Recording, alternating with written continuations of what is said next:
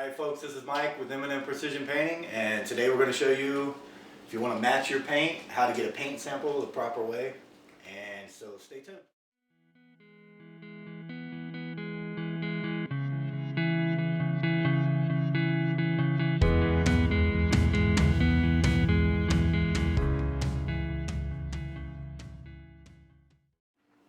Alright folks, pretty easy process here. You're just going to want to get yourself one of these utility knives. Make sure you got a nice sharp blade, makes it a little easier.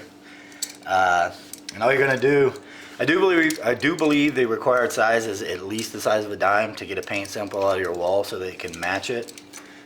So yeah, all you're going to do is go to a little inconspicuous location down here and I'll score it down like this.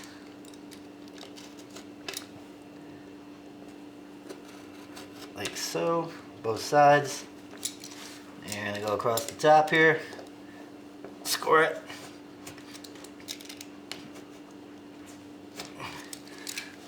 and it can get a little tricky right here. You just put your knife behind the piece, like such.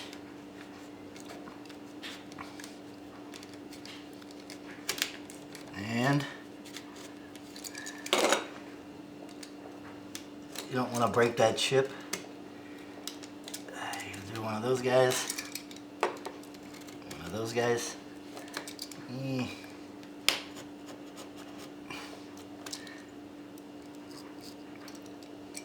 Alrighty. Work your way on the back.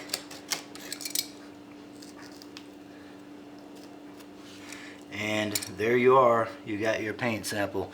Also, just remember that photos really aren't very accurate, so the best way to do it is get the paint itself. So it's the best way to do it, and stay tuned and I'll show you how to fill this guy on the next one.